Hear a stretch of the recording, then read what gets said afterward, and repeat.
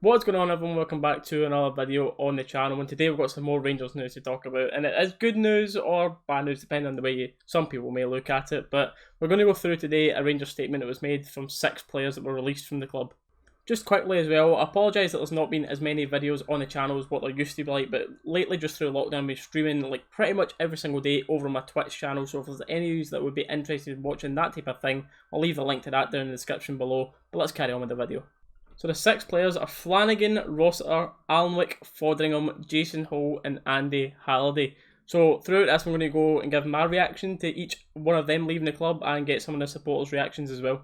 So I'll start the video off by individually going through each player and why I think that's a good or a bad decision that we've got rid of them, and we'll start it off with Flanagan, who I think we all can agree his full-time best moment at Rangers might have been this. But yeah, that pretty much sums the guy up. He's just a wall that can't really play football. So as you'll maybe guess by that, I'm quite happy that Flanagan is no longer at the club. It might mean that we're a little short on left back, so I'm 100% expecting a new left back in, and not might mean, it does mean we are short in that left back position, because now at right back you're looking, if Tav still stays, which is another video all to itself, you've got Polster and Patterson, who's trying to break through into a first team spot, so the right back spot is still sorted. Flanagan chipped in at left back now and then when Borna wasn't fit or if Andy wasn't suited, but now that Andy, which we'll get into in a bit as well, Andy and Flanagan are both left, it's only Borna, who we know he's not, like, he does get injured quite a bit, as we've seen from his previous seasons here. But yeah, in all seriousness, Flanagan, especially in that left back role, never really offered much to the team, especially going forward. He would not go past the halfway line, he would only use his right foot. When playing at left back, that's just not ideal. We wanted to just turn back, pass it to the centre back every single time, and realistically, it just wasn't good enough. I think one of the games that he got showed up the most was, I know everyone was off form, but that one of the most recent games at Tynecastle where he got hooked as well. That was, yeah, that for me, I'm absolutely fine with him leaving. The next person to talk about is Jack Alnwick, in limited appearances, but again, I think we've got better keepers, better backup keepers at the club. Of course, Foderingham was left as well. But what I think is going to be happening now is Robbie McCrory is actually going to be the number 2 to McGregor. I think McGregor will stay next season and the following season as long as McCrory keeps on performing the way he's been performing. I know for Queens when he was out on loan he was absolutely fantastic, and there's other Premier League clubs that have been looking at him as well. And we are talking about Robbie McCrory here, not Ross McCrory. I know he's kept a clean sheet, right, but we're talking about the actual goalkeeper here. So for me, I'm fine with Alnwick leaving. Now moving on to Foderingham, I'm fine with him leaving personally, but I think it should have been for a fee. I think he's too good of a player. Like, I didn't see him threatening the first team, but I think we could at least got $500,000, say at least, for him. I think he was too good to be let go on a free, but overall I'm okay with him letting go. I just think it could have been done a little bit smarter.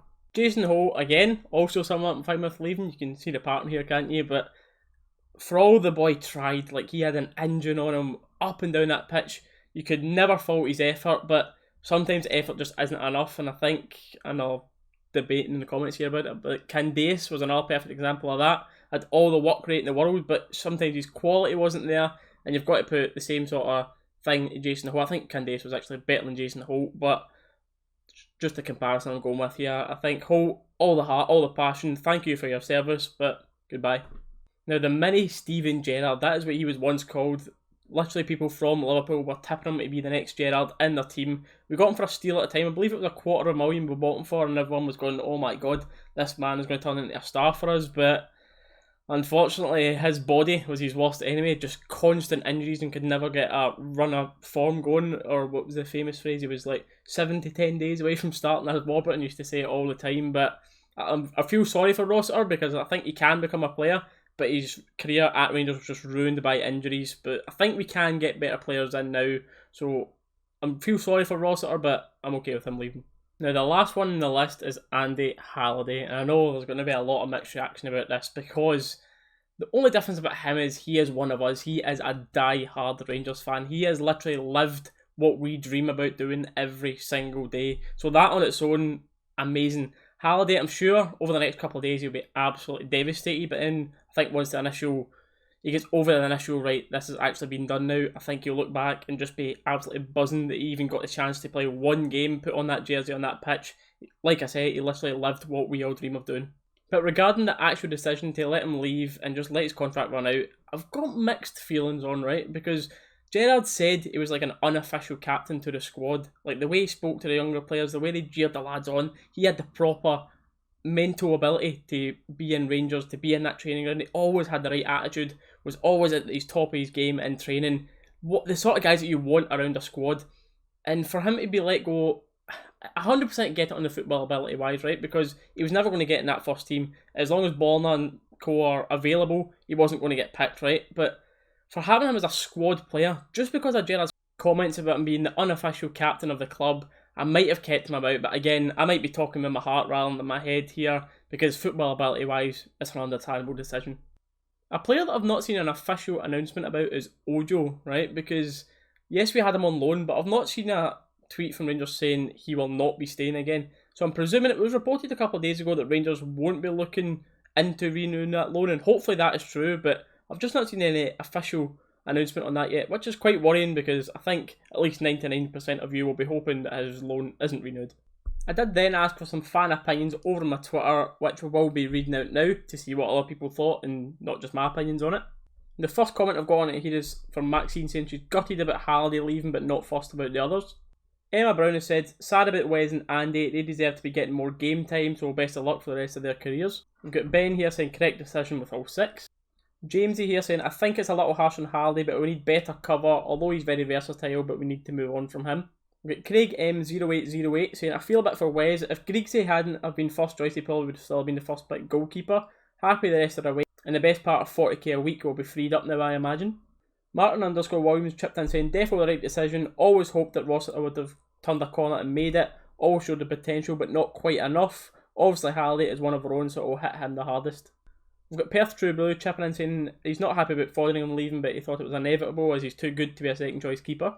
Rangers Bants have chipped in saying it's the right time, the one who has been really unlucky is Wes. Just unfortunate for him that Griggsy is a top keeper. And one final one here is from AJRFC. He says, yeah, the time is up. Free up some wages to bring in better quality, but good luck to them all. So that has been my thoughts on the announcement today of the certain players that I've got released, and of course the other people's opinions over on my Twitter page as well. But I'd love to hear your thoughts that are watching this video down in the comments below. And if you want to have your say to have me read your thoughts out in any future videos, go and follow my Twitter, which will be down in the description below. So another thing I'd like for you guys to leave in the comments below is what areas do you think that we need to strengthen still? Now that we've got this little bit of extra wages, the squad's been lightened a little bit. Left back for me is certainly one that we need at least a backup, because Borna will be fine starting all the next season as long as he doesn't get injured, which again, we'll need the backup for that. But where else do you think that we need to strengthen for next season? But that's going to be all for this video, guys. I appreciate you being here all the way to the end if you are still here. Leave a like in the video if you've enjoyed it. Subscribe if you haven't already. And leave some comments down below if there's any certain topics that you would like to hear me talk about. Once again, thank you all for watching. We'll catch you in the next one.